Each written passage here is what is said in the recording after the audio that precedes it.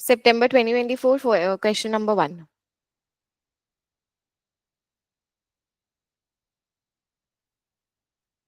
Okay, chalo.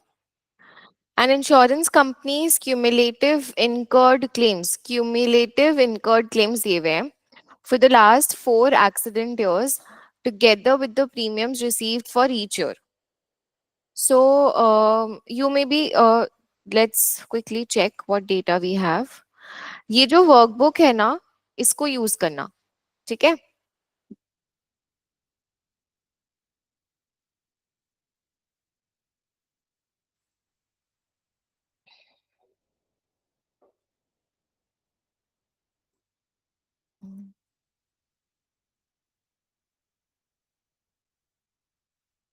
Alright, देखो.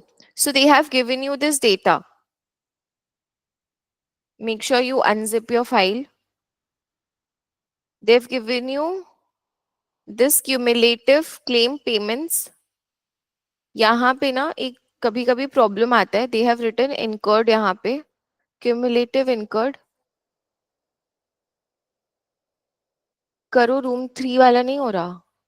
वो on नहीं होगा, फिर दूसरा कुछ कर लो. एक बार पूछ के उन लोग से पासवर्ड.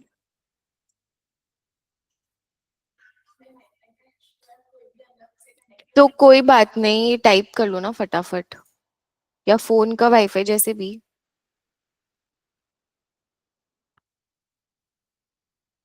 ठीक है, खाली तुमको ये फाइल चाहिए, नहीं तो अगर तुमको टाइप करना है ये फटाफट 2 मिनट में टाइप भी हो सकता है.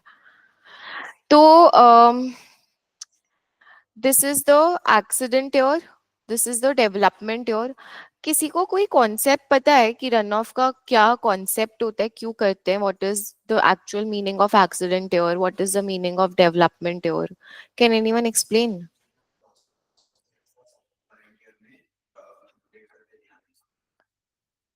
वो तुम प्रोसेस बता रहे, but what do you, yes खुशी? मैम, अगर कोई पर्टिकुलर ईयर में एक्सीडेंट होता है तो जरूरी नहीं है कि उसी साल में पूरा क्लेम आ जाए, सेट ऑफ हो जाए. क्लेम बाद में भी आ सकता है. तो डेवलपमेंट ईयर का मतलब होता है कि एक्सीडेंट ईयर के कितने टाइम बाद या कितने साल बाद वो उस एक्सीडेंट ईयर का क्लेम एक्चुअली आ रहा है. तो कंपनी को बेसिकली वही एस्टिमेट करना पड़ता है कि ये एक्सीडेंट ईयर्स के क्लेम्स कब तक आ सकते हैं और कितने अमाउंट के आ सकते हैं. Very good. So basically accident year means जिस साल एक्सीडेंट हो रहा है, ठीक है, उस साल क्लेम आ रहा है basically, and that is the year when the accident is happening. Development year basically means कि ऑब्वियसली अगर 2022 में there is one accident, so you will not get the, you will not pay the claim at that moment. ठीक है, it might get delayed for by a few years. That is your development year. मान लो when I say development year 0, so it means 2020 का ये 330 का claim आया. All right, अब ये अगर हम देखें डेवलपमेंट ईयर 1 पे गया, 2 पे गया, 3 पे गया, so basically that was not settled, right? That was not settled. That is your development year का कॉन्सेप्ट. 0 मतलब जैसे ये 2021 हो गया, ये 2022 हो गया, ये 2023 हो गया. एंड यहाँ पे इसका क्या मतलब है, 3 का क्या मतलब है? 2020 is an accident year and you are moving forward 3 after 3 development years. What's the status? ठीक है, तो बेसिक में अगर मैं समझाऊं, बेसिक कॉन्सेप्ट यही है कि एक्सीडेंट ईयर और डेवलपमेंट ईयर का एकदम अंडरलाइन, जो एकदम बहुत ही सिंपल भाषा में इसको हम लोग ऐसे समझते हैं ना. Run of is very commonly used calculation जो हम लोग करते हैं इन जीआई.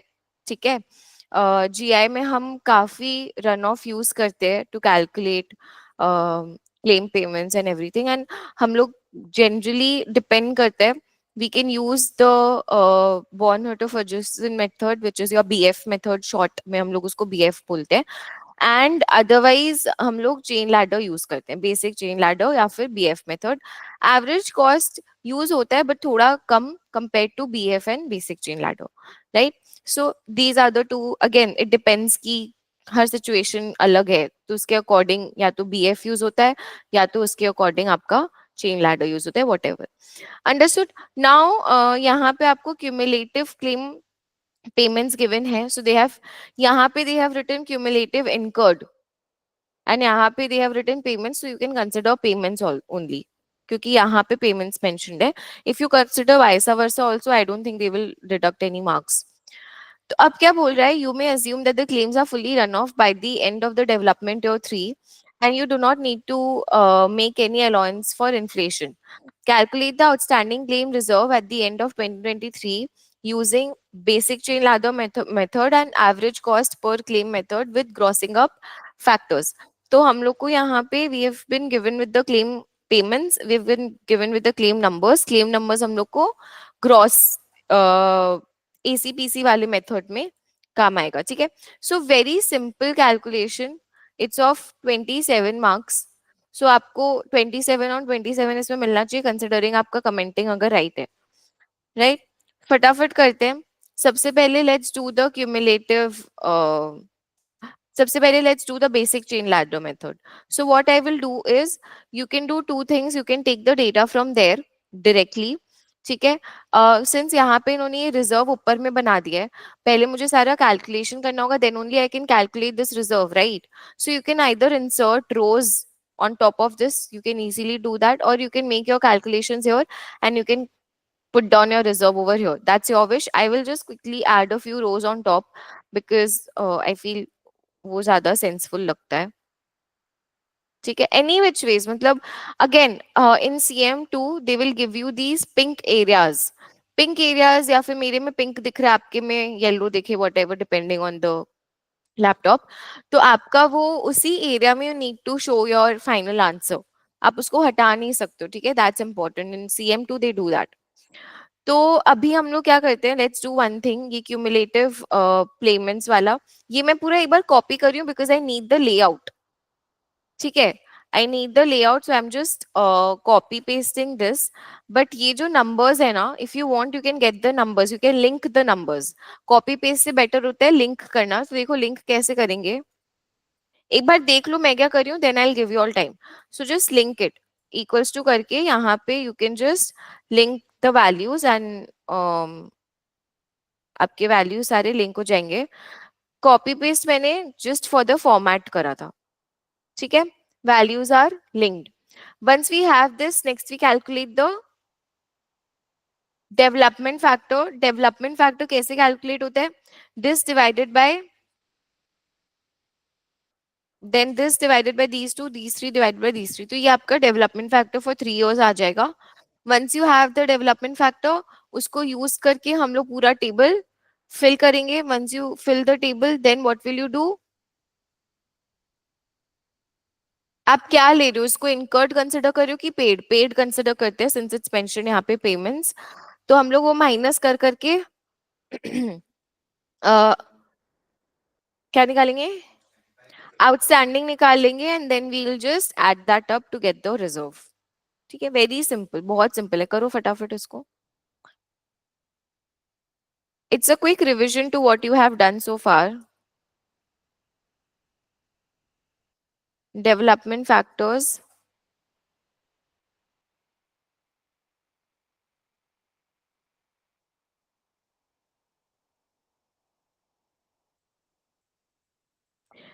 इसका क्विक मेथड आप लोगों ने सीखा ही होगा कैसे करते हैं.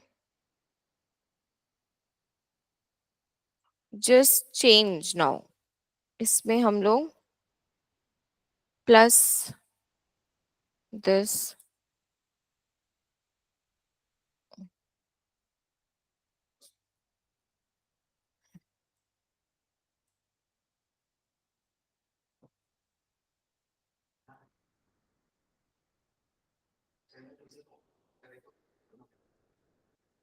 मतलब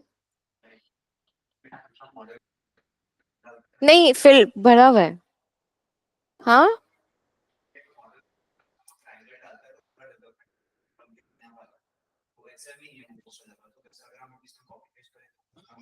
तुम्हारा टाइम वेस्ट होगा ऑनेस्टली, क्योंकि हो सकता है उसमें डेवलपमेंट ईयर्स एक्सीडेंट ईयर्स अलग हो, तो तुमको पूरा चेंज करना होगा. मान लो अगर 5 years आ गया, ये 3 और 4 नहीं है, ये 4 and 4 है.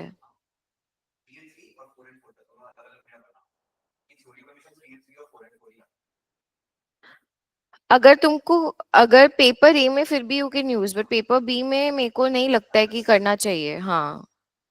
क्योंकि उतना टाइम लगेगा नहीं अगर तुम सोचेगा तो। पेपर ए में इट्स फाइन, बट बी में डोंट डू इट। फालतू में दूसरे एक्सेल से करके क्यों करना है। ठीक है, once this is done, again I am just copy pasting for the sake of the.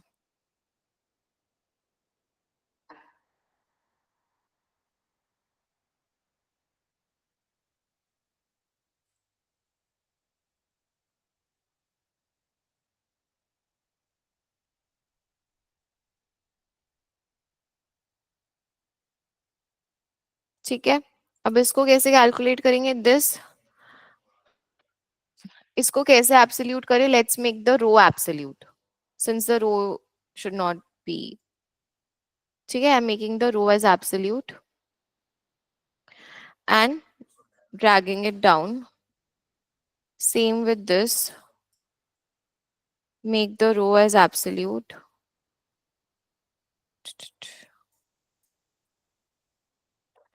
Same with this.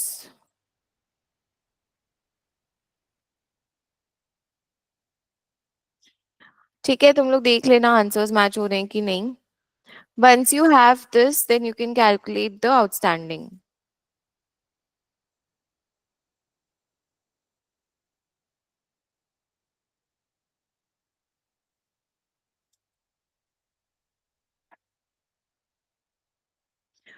Outstanding claim कौन से ईयर्स के निकलेंगे? 2020 का नहीं निकलेगा। What we can do is, let's not do it here. यहीं पे निकालते हैं, सिंस कॉपी में भी आप ऐसे ही करते हो। This minus this. Then you can just change.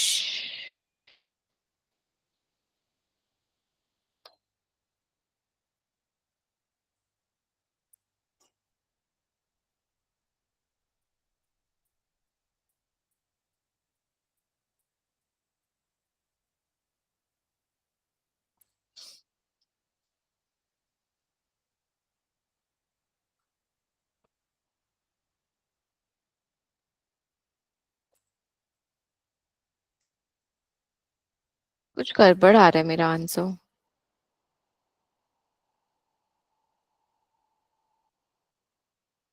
इसमें आई थिंक मैंने गलत कर दिया ना। चेंज नहीं करा ये। 179.31।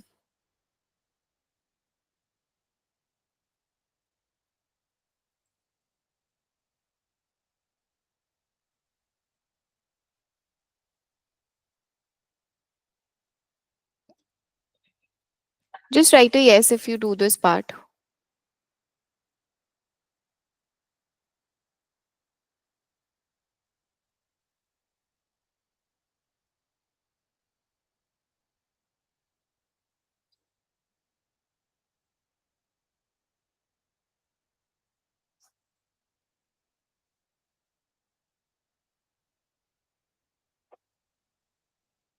Have you all done put call parity? हाँ, पोर्टफोलियो थ्योरी किया है? हाँ, पुट कॉल पैरिटी किया है? हाँ, मतलब पुट कॉल पता है ना क्या होता है पुट कॉल पैरिटी? डेरिवेटिव्स किया है और पोर्टफोलियो थ्योरी किया है। अरे मतलब कुछ नहीं होता है उसमें। डेरिवेटिव्स किया है ना? ठीक है, all of you have done derivatives, even if you have done it in paper A, I can teach you in paper B. 2 minute लगेगा मुझे। ऐसा कुछ नहीं कि पेपर बी में ही किया होने से होना पड़ेगा, वैसा कुछ नहीं। आया answer? Most of you have done it, so let's move to the next part. Those who haven't, please complete quickly. Chalo, let's move to the second part B. Average cost per claim method with grossing up factors. Very easy. So again, let's do one thing. Let's quickly add a few rows.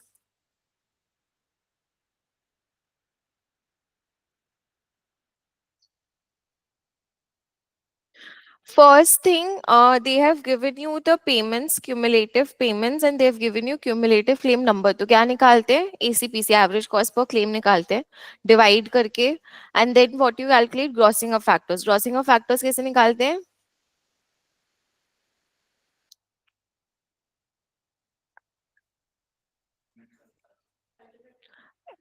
मतलब the value of ACPC divided by ultimate. और ultimate कैसे निकालते हैं?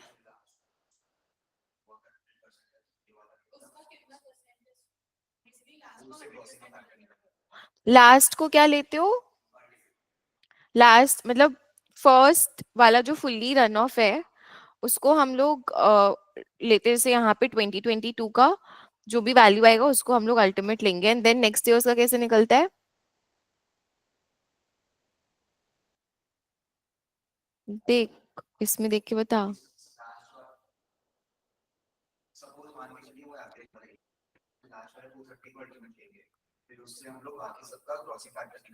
हम्म।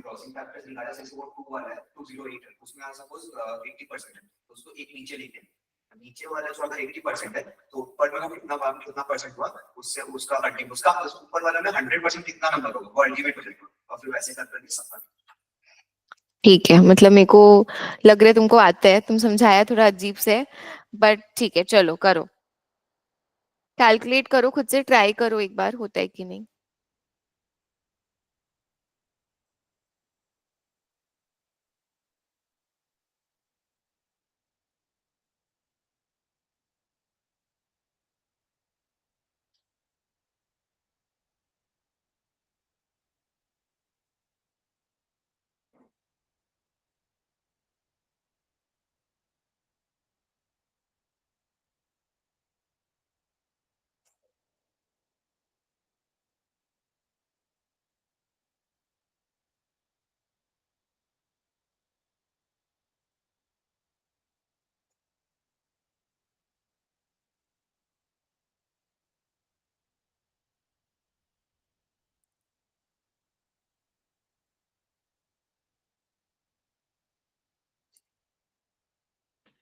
चलो, so the first thing that we can calculate is the average cost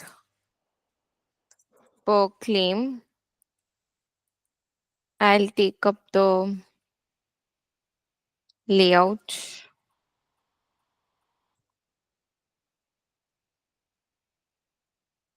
ये वाला होगा 330 divided by, है ना, then just drag,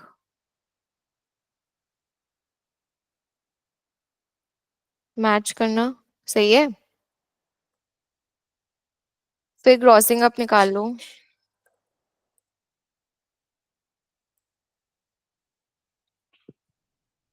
ultimate claims यहाँ पे लिख सकते हो इफ यू वांट, यहीं पे ग्रॉसिंग अप के साइड में लिखना है कि एवरेज कैसे?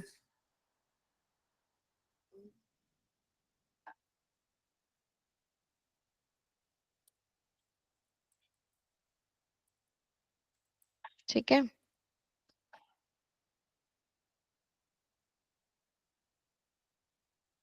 बोलो फर्स्ट वाले का क्या होगा? Same, so equal to this, then correct. तो let's again take the basic layout.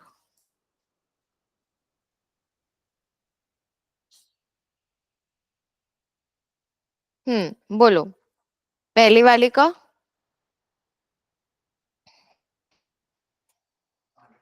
This thing divided by this कर देते हैं ना। Let's make the column only absolute because drag तो लेफ्ट करना है। या आया? एक ही बात है, चलो परसेंटेज ले लो।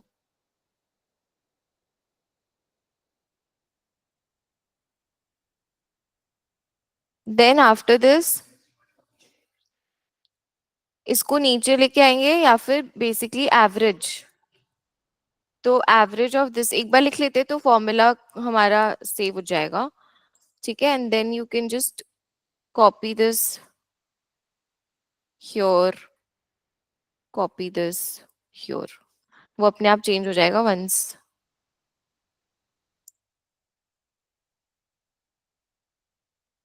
ठीक है ना, कन्वर्टिंग एवरीथिंग इनटू परसेंटेज। चलो नेक्स्ट, ये वाला कैसे निकालेंगे? अब ये कैसे निकालना है अल्टीमेट यूजिंग दिस?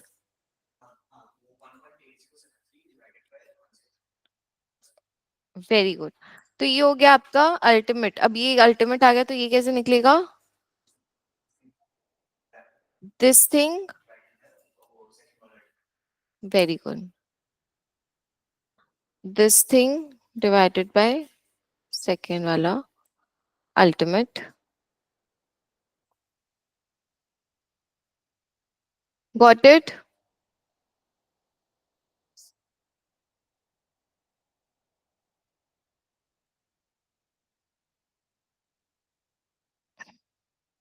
इस ईयर का कैसे निकलेगा? दिस डिवाइडेड बाय, है ना,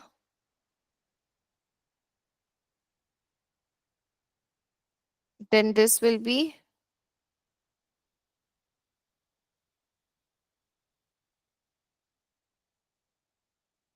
देख लो फाइनल क्या आ रहा है हम लोग का, ये वाला, this is this divided bye,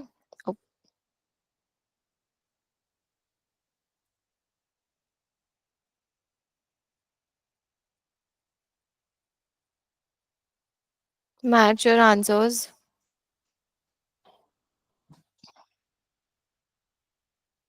Once you have this we can calculate what? Same thing, this is grossing up factors हमने जो किया है, ये किसका किया है? एसीपीसी का किया है ना।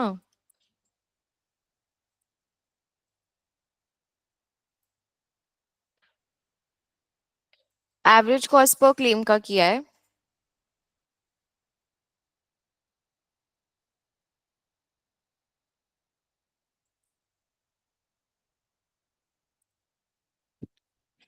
Then we will do the same for claim numbers. तो क्लेम नंबर्स वाला ले लें क्या इधर? इजी रहेगा ना, क्लेम नंबर्स ले लेते हैं, है कि नहीं? इजी हो जाएगा प्रोसेस। तो लेट्स टेक दिस, लिंक करना, मैं कॉपी पेस्ट कर रही हूँ बट आप लोग को फिर लिंक करना है। एक बार I am copy pasting and then I will go back and link.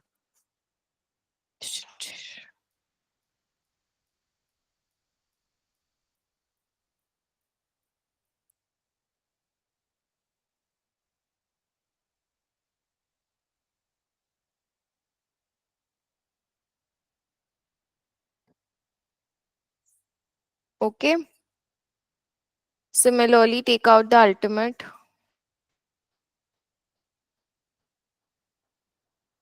sim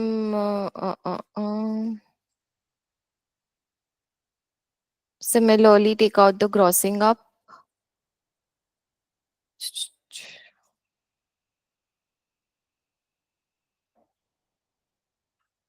I think copy paste करने से अपने आप सही तरीके से हो गया होगा, let me check.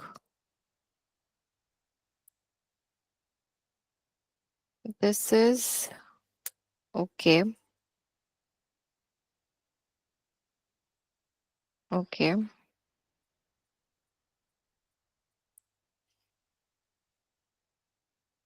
Yup, just copy paste and you don't have to actually do it again, अपने आप हो जाएगा, है ना? हो गया ना? सही तरीके से कॉपी पेस्ट करोगे ना तो कैलकुलेट नहीं करना पड़ेगा।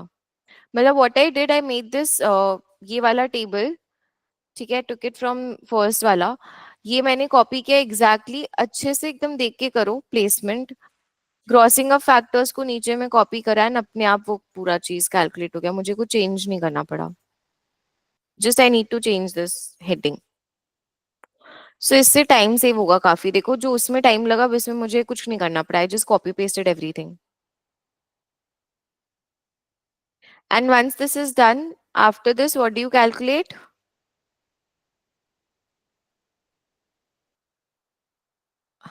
हाँ, can you directly calculate that? Projected loss, total projected loss.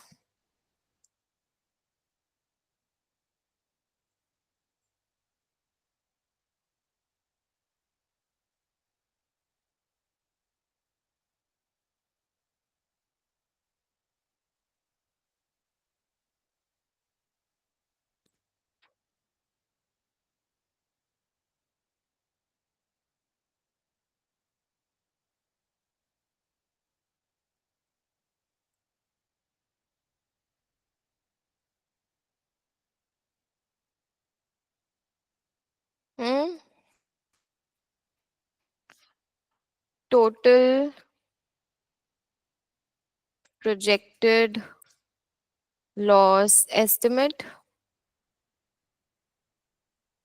nothing but sum product of दोनों का ultimate.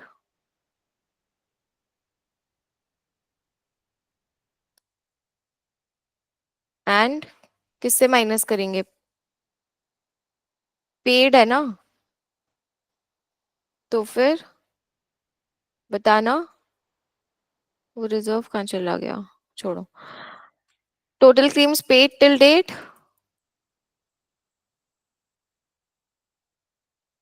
Some of, first sheet में जाके इन सब का सम ले लो।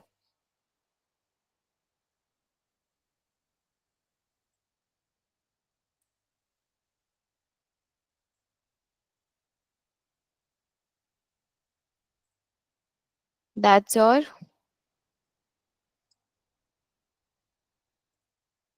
Reserve.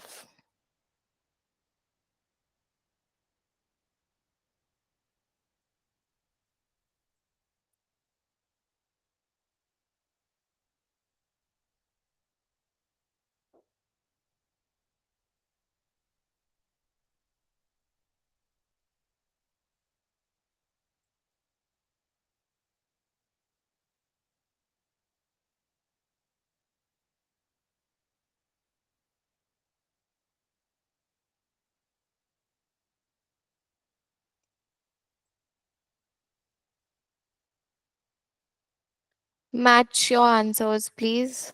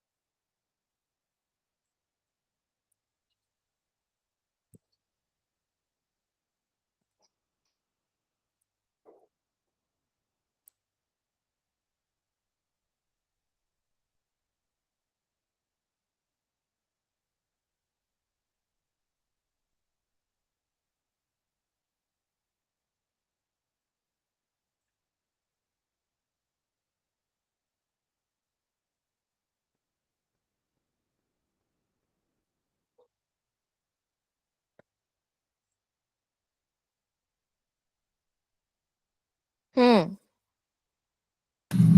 And from where did you get total claims paid? This is basically summing all the last values जो है ना क्यूमुलेटिव वाले, ये this plus this plus this plus this Okay, ma'am. Paid है ना, तो ठीक है। मैच हो रहा है, आंसर्स देख लो एक बार।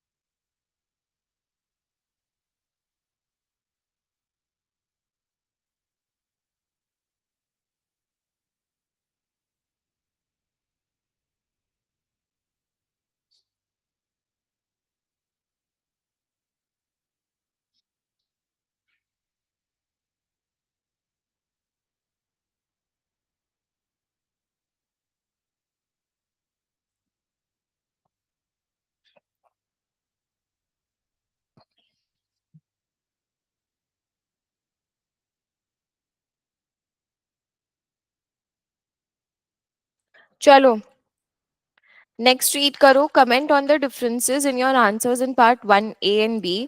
सो कौन सा ज्यादा है? चेन लैडर ज्यादा है. So chain ladder gives you higher reserve. Why? Almost similar है. Slight difference doesn't matter much, but still chain ladder gives you higher. Why? कैसे?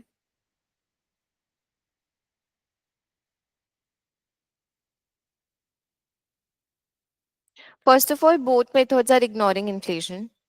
ठीक है.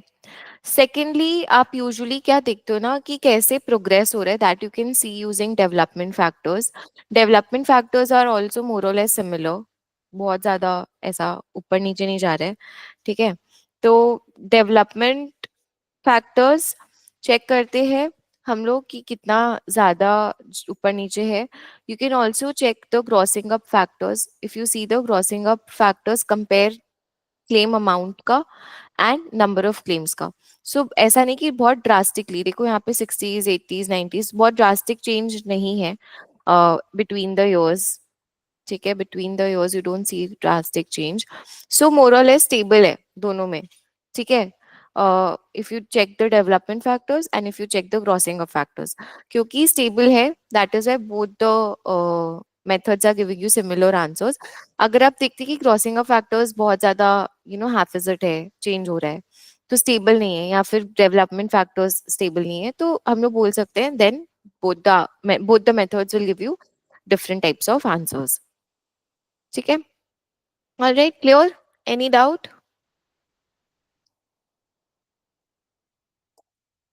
हम्म. सबको पोर्टफोलियो थ्योरी में वो आते हैं वेरिएंस कैलकुलेट करना, variance of portfolio, mean of portfolio, ये सब आता है. आता है. हाँ. Online students, variance of portfolio, mean of portfolio, correlation वाला जो था पार्ट. Yes no?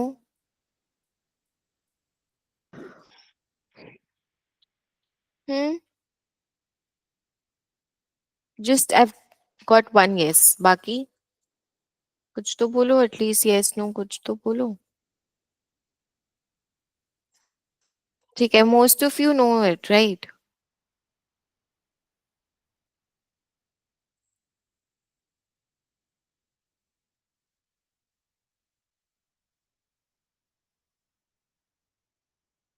ठीक है.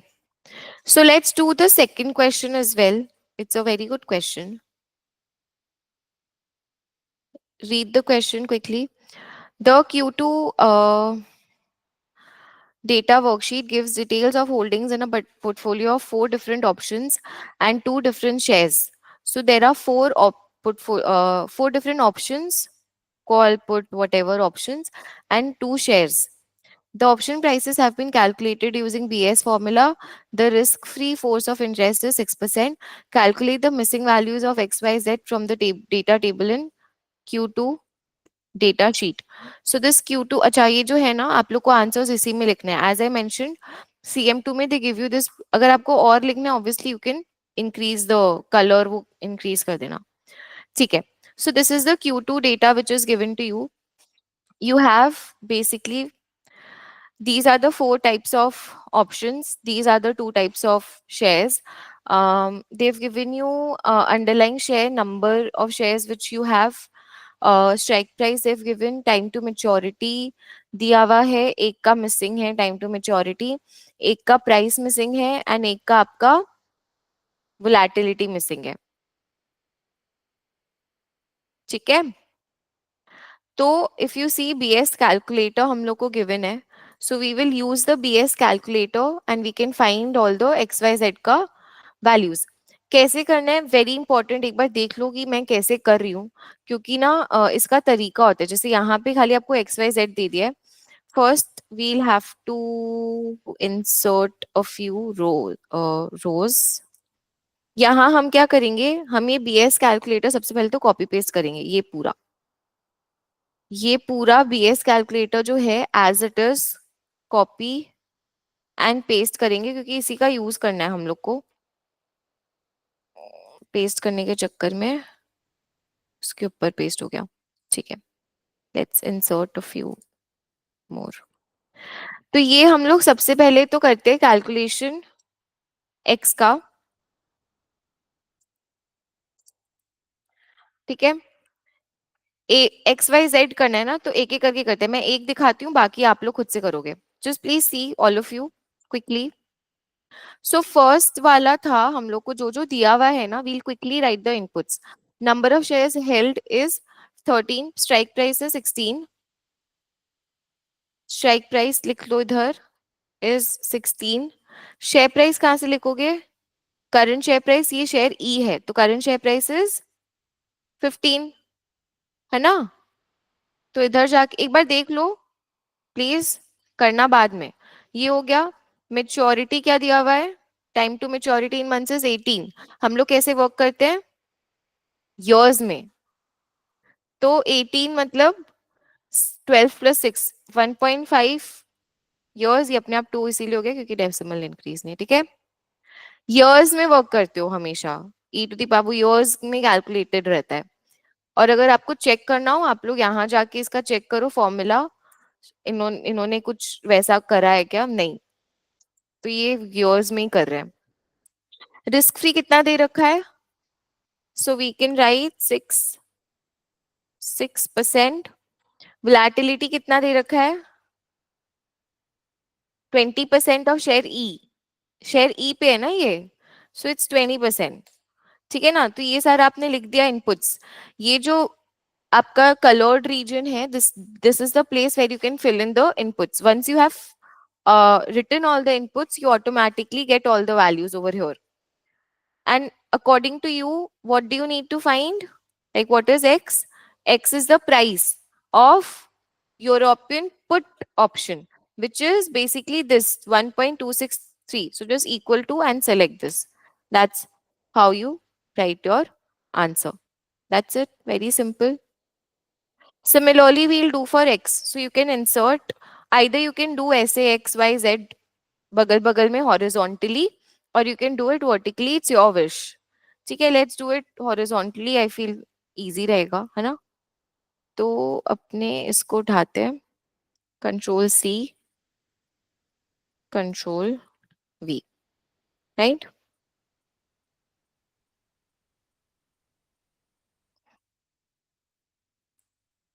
इसको कर देंगे y, ठीक है। चलो, तो अब y का देख लो फटाफट। y के लिए वी हैव इधर वोलेटिलिटी। वोलेटिलिटी कैसे निकालेंगे? implied, this is basically the calculation of volatility is also called as implied volatility. Why do you call it implied volatility? Can anyone tell me quickly? hmm?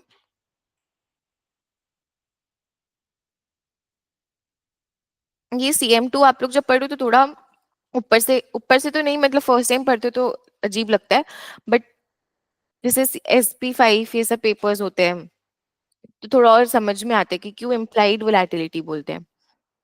I don't think CM2 में directly mention था, I think था, मैं मुझे याद नहीं exactly क्योंकि मैंने SP5 SP7 recently पढ़ा है।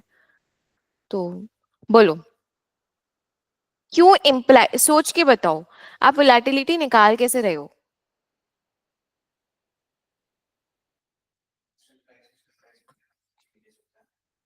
तुम मीनिंग बता रहे हो, निकाल कैसे रहे?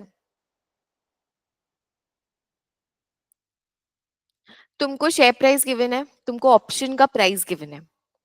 अब तुम बोल रहे हो वोलेटिलिटी चेंज होता है तो ऑप्शन प्राइसेस चेंज होते हैं। Now what is given to you is the option price, share price, strike price, time to maturity, everything is given. Using the given information, you are calculating the volatility. Although volatility is the input, volatility gives you the option price, but what is given to you, आप उसको use करके volatility निकालते हो। कभी भी future volatility determine कर सकते हैं फोरकास्टिंग यूज करके and all that, but ideally अगर हम लोग सोचे वोलेटिलिटी आप करेक्टली डिटरमाइन तो नहीं कर सकते हो। एंड आपको अगर कल का ऑप्शन प्राइस गिवन है, सब कुछ गिवन है, तो वो यूज करके हम वोलेटिलिटी डिटरमाइन करते हैं। So that is why it's implied volatility. मतलब something which है something which you calculate using a given information. अभी क्यों भेज रहा है? ठीक है, फोन देके जाना। तो करो, इसमें फिल करो, फिर कैलकुलेशन ऑफ यहाँ पे लिख दो y। इसमें देखो आपका share price is 25, so let's make it, एक बार देख लो 25 स्ट्राइक प्राइस। तो हम लोग कोई भी, you can take either this put on F or you can take a call on F, so you can take either option B or option D, दोनों से answer आएगा। करेक्ट, डी लेना पड़ेगा बिकॉज इसमें पूरा दिया हुआ है, इसमें टाइम टू मेच्योरिटी नहीं है, so we'll have to take option D for a calculation. ठीक है, अब क्या क्या दिया हुआ है देखो।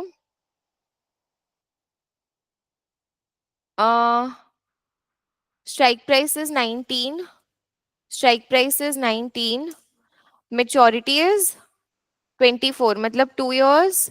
this is same, volatility is what we need to calculate, है ना? so can we use goal seek?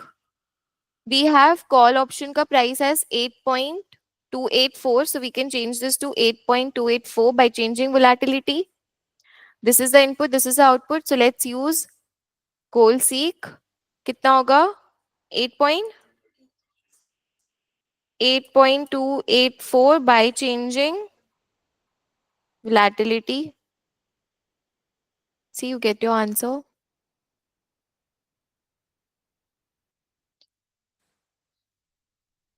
ठीक है, 18%। 285 आया है, 284 नहीं आया एग्जैक्टली, ठीक है चलेगा उतना थोड़ा बहुत। तो यहाँ हम y से लिंक कर देंगे।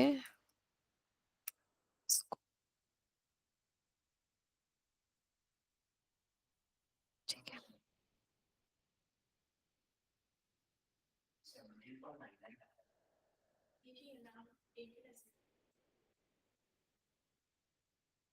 ठीक है। अब यहाँ पे आप लोग को बताना भी पड़ेगा आप लोगों ने कैसे किया है।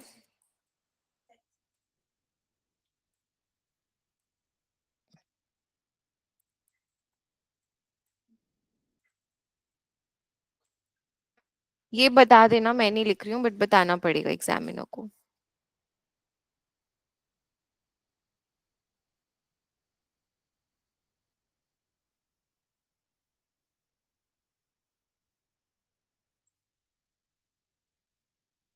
ठीक है,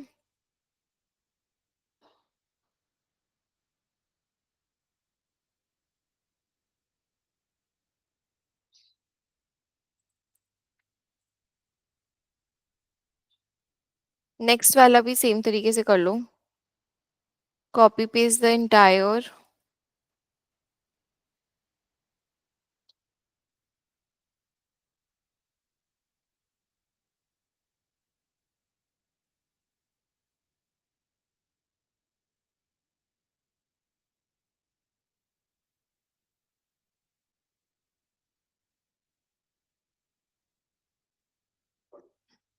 next is calculation of z, which is what? z is your time to maturity। हाँ, क्योंकि this is also an input. हाँ, correct, we have the volatility of share f, so we can take it here। we can, what's the share price? 25। strike price क्या है? strike price is 28, maturity is, ये निकालना है। ठीक है, volatility में क्या करते हैं, ऊपर वाले से लिंक कर देते हैं, सो इक्वल्स टू करके इसको आप लिंक कर दो। ठीक है, मेरा थोड़ा अलग आ रहा है, I think answer is around 17.99। हाँ मेरा, आई डोंट नो व्हाई वो होता है, मे बी वर्जन थोड़ा मेरा एक्सेल का जो भी। ठीक है, तो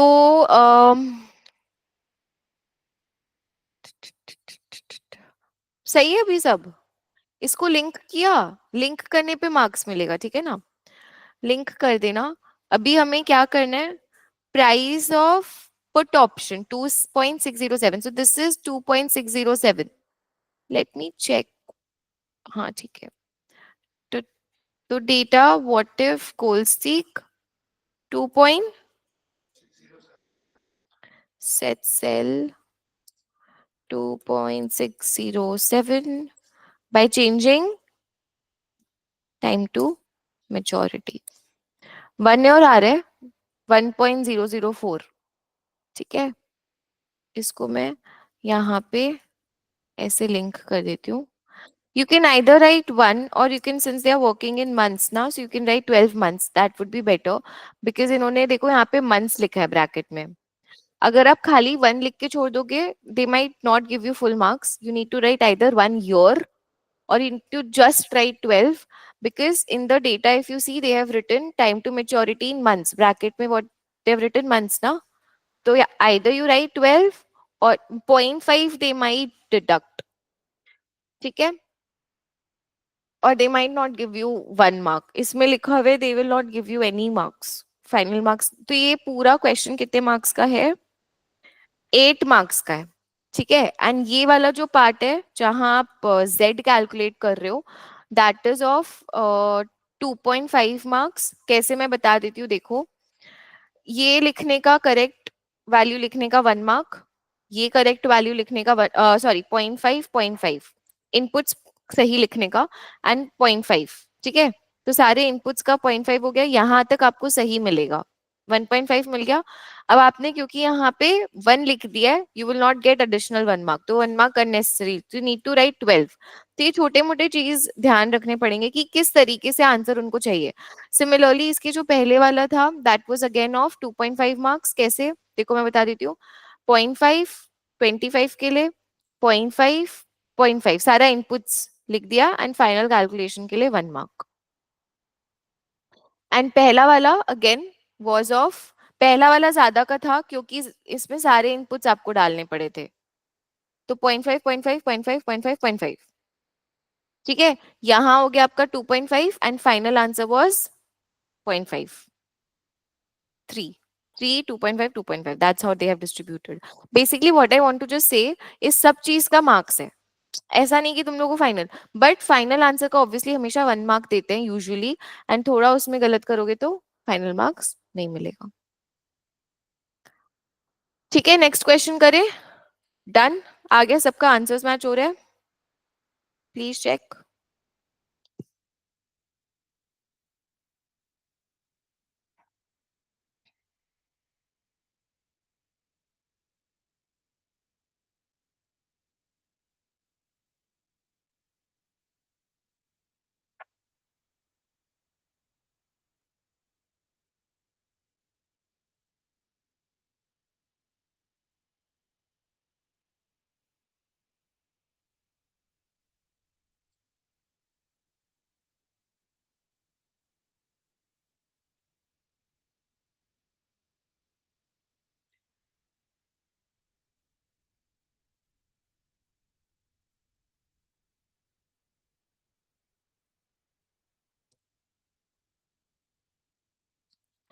Demonstrate that put call parity holds in portfolio।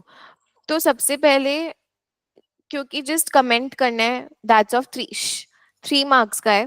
So first of all put call parity लिख दो। पुट कॉल पैरिटी कैसा होता है, I am not writing it down, बोलो। C plus C T plus K E to the power minus R T minus T equals T T plus S T, ये आपका put call parity है। तो अब अगर इसको डेमोन्स्ट्रेट करना है कि वो यहाँ पे है कि नहीं, तो कोई भी एक पर्टिकुलर शेयर का देख लो, ठीक है? सो बेसिकली हम लोग पुट कॉल पैरिटी किस पे लगा सकते हैं, जहां पे आपका क्या सेम हो, करेक्ट। तो जहां आपका स्ट्राइक प्राइस सेम होना चाहिए, मतलब put option and call option should, underlying share should be same, या तो शेयर ई होगा या तो शेयर एफ होगा। टाइम सेम होना चाहिए, टाइम टू मेच्योरिटी दोनों का, पुट एंड कॉल का। एंड स्ट्राइक प्राइस सेम होना चाहिए. ये 3 चीज सेम होने चाहिए. Again I am repeating, share same होना चाहिए. अगर शेयर सेम होगा तो वोलेटिलिटी सेम होगा.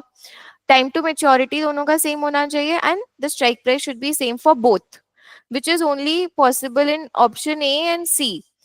क्योंकि बी एंड डी में if you see both have the share same, but your strike price is different and also maturity was coming as different. This was 1 year, this was 24 months. So we'll only take the option A and C. तो आप लोग कैसे लिखोगे देखना. आप लोग बोलोगे in order to demonstrate put and call option parity, you need to have same strike price, same share, underlying share, same strike price and same time to maturity. This is only possible in option A and option C. अब मैं यहीं पे आप लोग को करके दिखा रही हूँ here, but you need to do it over there obviously. So quickly if you see, first of all let's do the LHS part. जो आप लिख सकते हो, आपने ऊपर लिख दिया ना CT प्लस वो फॉर्मूला लिख दिया. तो LHS में आपका क्या होगा, शेयर प्राइस CT प्लस के, अच्छा के तो यहीं पे था, के इंटू e⁻ -0.06 इंटू 1.5. ये हो गया आपका LHS. RHS इस पुट ऑप्शन का प्राइस उधर से मुझे लेना पड़ेगा. X था क्या, है ना? पुट ऑप्शन का प्राइस तो यहां से लेना होगा. पुट प्लस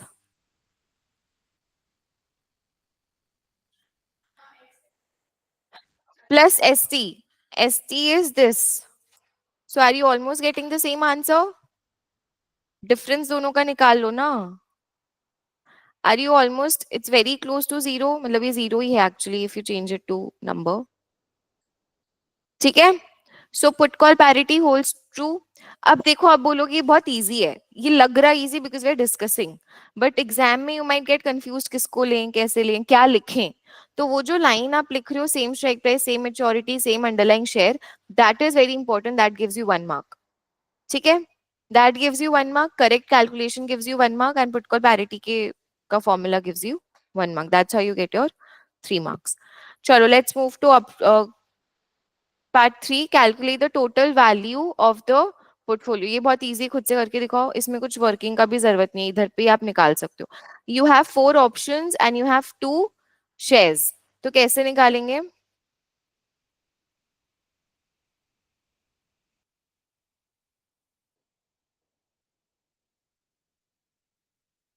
करो, I just come back in 2 minutes.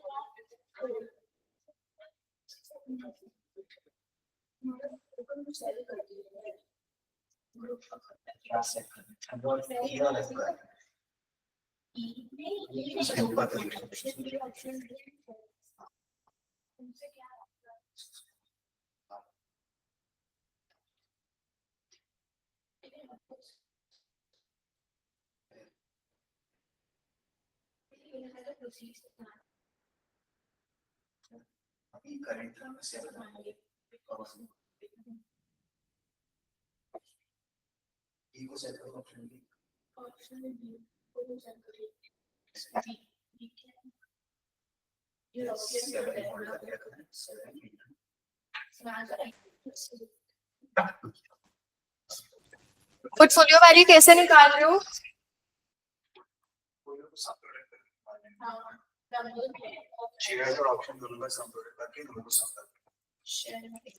एक बार बोलना फिर से। प्राइस इनटू दिस ना, तो ये सम प्रोडक्ट कैसे करोगे? एक्स का यहाँ पे डाल दियो क्या तुम लोग? नहीं डाल सकते हो, don't, you can't change data sheet. वो ठीक है, but you can't change the data sheet, ये आप लोग को ध्यान रखना है। You can't change the data sheet. Number held into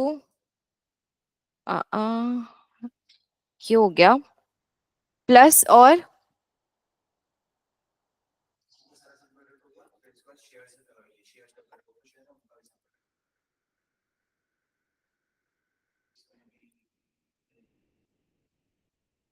ठीक है, you can not change the data sheet, make sure this is the answer.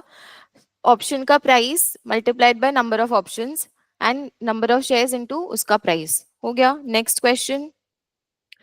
The portfolio holder decides to create a delta hedged portfolio consisting only of share E, option A, and option C. They will sell exactly. They will sell their existing holdings in option B, option D, and share F, and reinvest the proceeds in option A and option C. They are not able to change their current holding of share E. Determine the number of units of option A and C required to create a delta hedged portfolio. Huh? So basically, एक बार रुक जाओ. The portfolio holder decides to create a delta hedged portfolio consisting only of share E, option A and option C. ये तीन चीज उसको चाहिए और को delta hedged portfolio चाहिए. They will sell their existing holdings in option B, D and F and reinvest in A and C. ठीक है. तो बी डी एफ जो भी है वो बेच देंगे एंड उसको फिर वो ए और सी में इन्वेस्ट कर देंगे. They are not able to change the current holding of share E. तो ई को नहीं, ए जैसा का वैसा है वही रहेगा, खाली क्या क्या चेंज होगा, ए और सी चेंज होगा और इसको तो वो बेच देंगे पूरा. So determine the number of units A and C required to create a delta hedged portfolio. तो इसमें हम लोग कैसे करेंगे, सबसे पहले तो ये बताओ.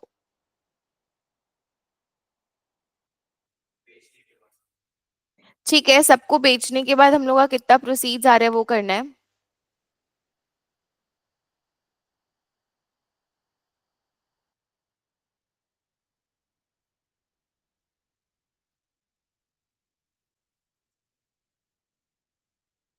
हम लोग को क्या बोला है, हम लोग को ये बोला है कि जो हम लोग का करंट पोर्टफोलियो वैल्यू है वो अनचेंज रहेगा ना. ऑब्वियसली आप बेच के ले रहे हो, तो लॉजिकली सोचो ना, आपका जो पोर्टफोलियो वैल्यू है वो 259 ही रखना है. तो आप लोग प्रोसीड्स निकाल के करोगे क्या. अगर मैं बोलूं कि आप लोग उसको जीरो कर दो, एफ को, बी को और डी को, इनको जीरो कर दो, आपके पास जो ए और सी है उसको चेंज करते जाओ ताकि आपका पोर्टफोलियो वैल्यू ये आ जाए 259.14. तो आपको क्यों प्रोसीड्स निकालना है, एक्स्ट्रा एफर्ट क्यों डालना है. प्रोसीड्स निकालने का तो कोई जरूरत नहीं है कि नहीं. सबसे पहले डेल्टा हेज्ड का क्या मतलब है. हाँ, तो डेल्टा कैसे निकालेंगे बताओ. सबसे पहले तो डेल्टा कैसे निकालेंगे.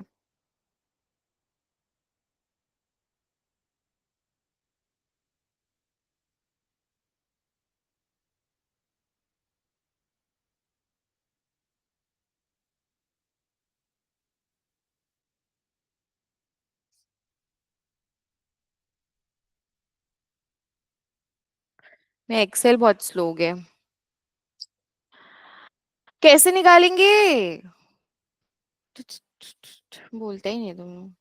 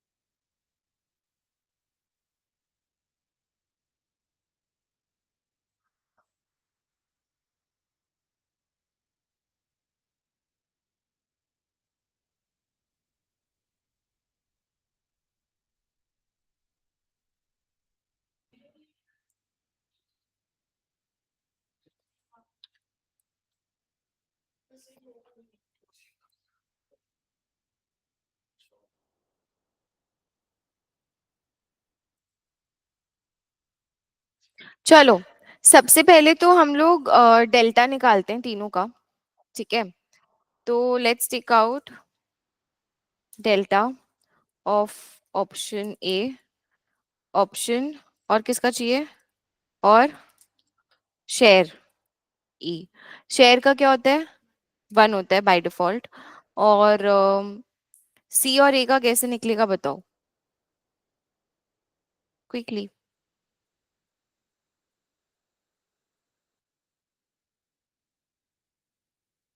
हम्म,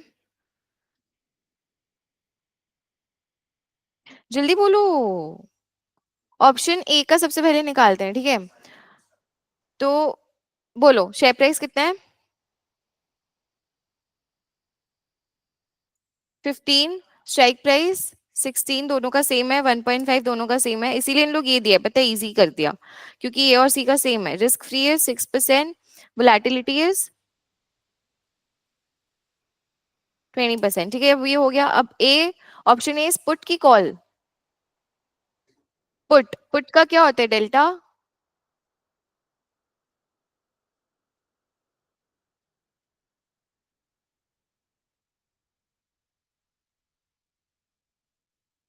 हाँ,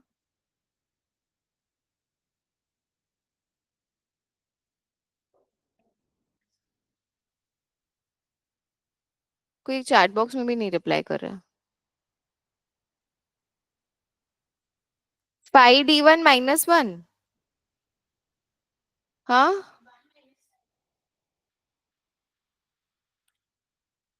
5d1, अरे पुट का 5d1 - 1 डेल्टा, और कॉल का डेल्टा क्या होता है, 5d1 itself।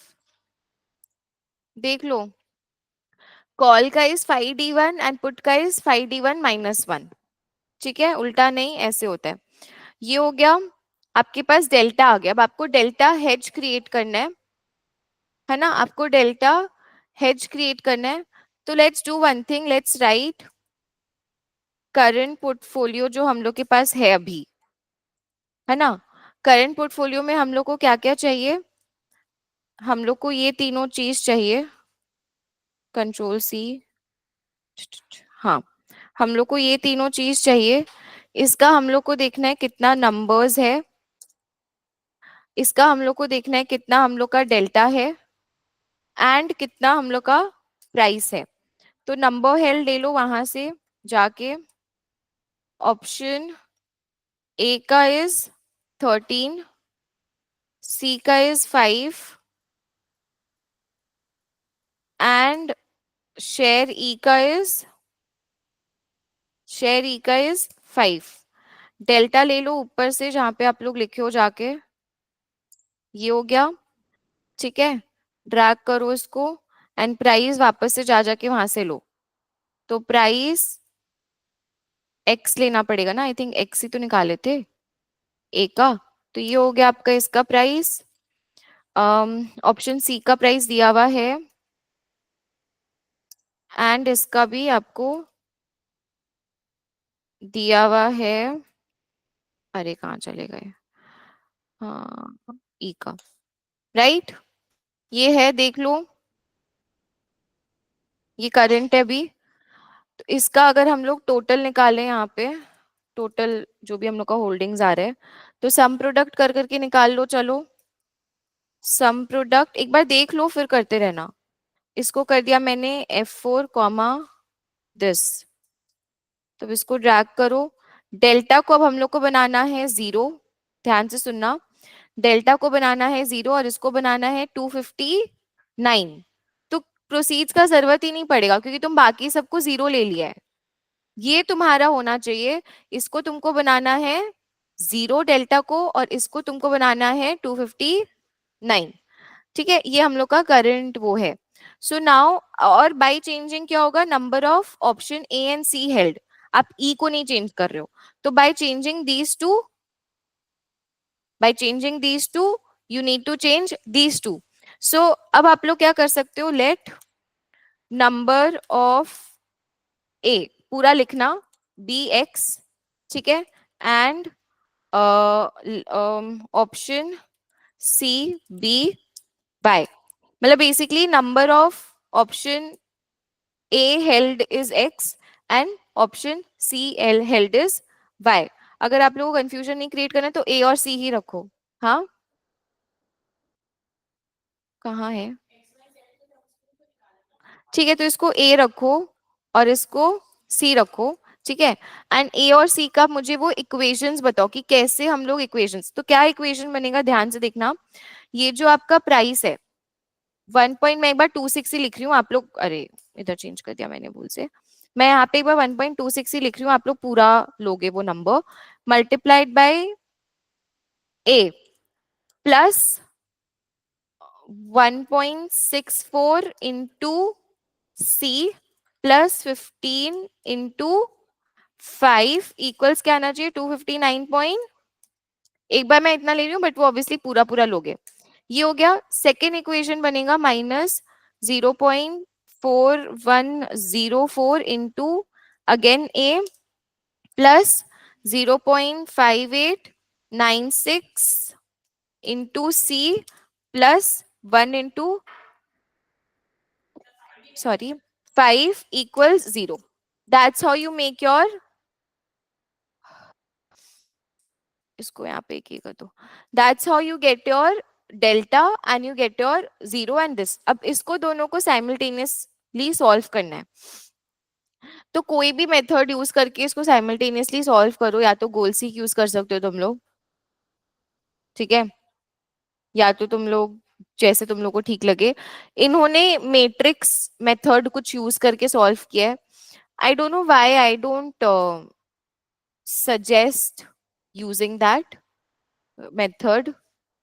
हाँ, इनवर्स मैट्रिक्स मेथड ये सॉल्व करते हैं यूज करके, बट अगर आपको इनवर्स मैट्रिक्स करना है तो वो कर सकते हो सॉल्व वैसे, बट मुझे भी एग्जैक्टली नहीं पता कैसे करना है, मुझे देखना पड़ेगा कि ये इनवर्स मैट्रिक्स मेथड होता है क्या करते हैं बेसिकली। अगर जिनका CS2 पढ़ा हुआ है, दो मैट्रिक्स बनता है, एक को जैसे ये बनेगा तुम्हारा, हाँ मतलब अगर तुम वैसे देखोगी, नहीं वैसे भी तुम्हारा,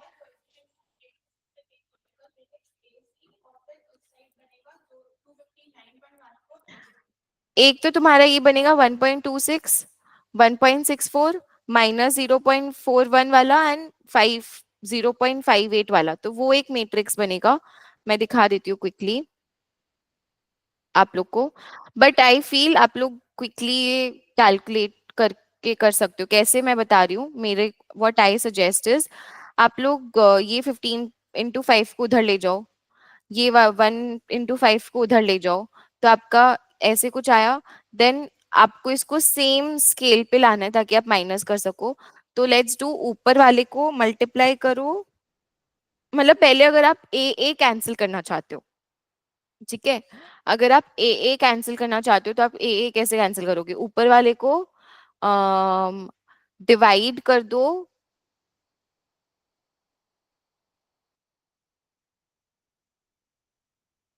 डिवाइड कर दो 1.26 से एंड मल्टीप्लाई कर दो -4104 से, तो उससे क्या होगा, ये हो जाएगा -0.4104 ए प्लस वट एवर, एंड ये वाला वही है, तो ए वाला कैंसिल हो गया, सी बचा एंड सी का वैल्यू आ जाएगा, एंड देन सी का वैल्यू आने से आपका ए का आ जाएगा एक्सेल में।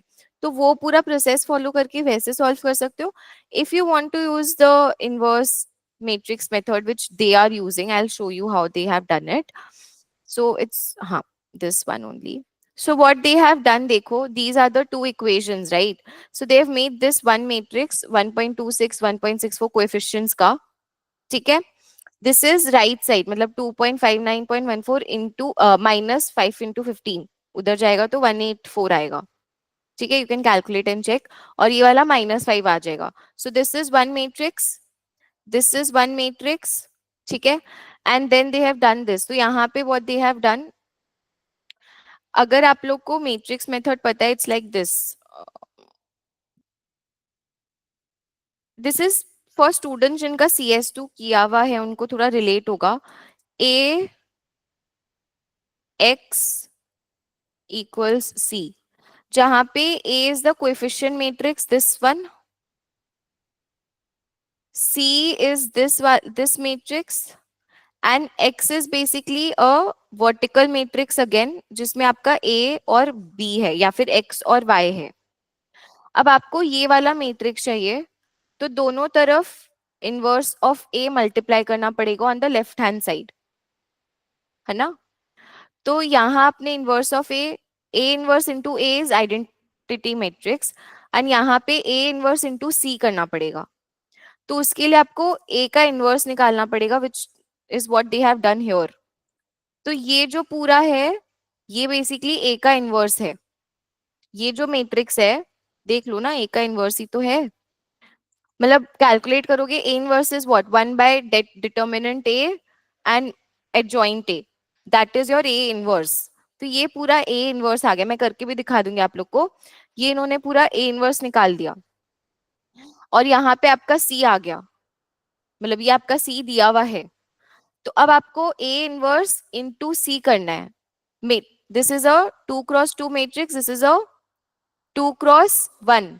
सो 2x2 into 2x1 gives you 2x1 matrix. तो यहाँ पे m मल्ट करके इन्होंने x और y निकाल दिया. So this is a good method. पहले नहीं यूज करते थे, but now they do it. I will quickly show it to you here only. तो ये वाला पार्ट समझ आया, इनपुट कैसे ले रहे हैं. This is one matrix, yes और नो. ये वाला समझ आया, दिस इज वन मैट्रिक्स. ठीक है. अब यहाँ पे मैं तो ये A हो गया, ये C हो गया. आपको X निकालना है, तो आप A इनवर्स इंटू A करोगे, यहाँ पे A इनवर्स इंटू C. तो A इनवर्स निकालने के लिए we are using M inverse, matrix inverse. इसको ना यूज करने का, मैट्रिक्स मल्टीप्लीकेशन, मैट्रिक्स फॉर्मूलाज कैसे यूज करते हैं, क्योंकि ये 4x2 आएगा, तो ये पूरा सिलेक्ट किया, यहाँ गए, ये पूरा 4 सेल्स को सिलेक्ट किया. In the formula bar, type M inverse, select this entire matrix, close the bracket, don't hit enter. Control Shift Enter, Control Shift Enter करने से देखो ये आ गया सेम. ठीक है. So this is what, this is your A inverse. So basically X equals A inverse into C. ठीक है. Yes or no? A inverse into C, A inverse ऐसे ही लिखते हैं ना.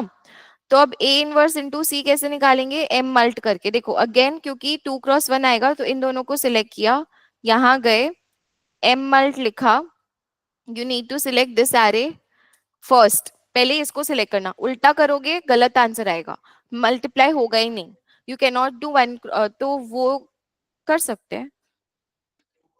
अच्छा 2x1 है ना, तो नहीं कर सकेंगे, एरर आएगा. तो इसको सिलेक्ट किया, फिर इसको सिलेक्ट किया, close, control shift enter again, and you get the answer for X and Y.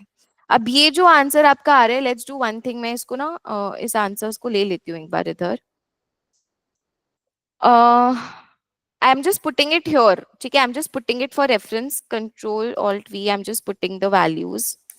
So I have put the values, and see automatically your delta is going 0 and your change, the portfolio is automatically changing to 259. एक बार ये समझ में आया तो बोलो yes or no.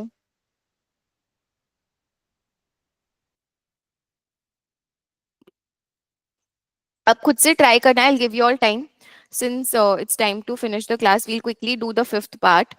Immediately after the portfolio is constructed, share E starts paying dividends continuously at the rate of 8%.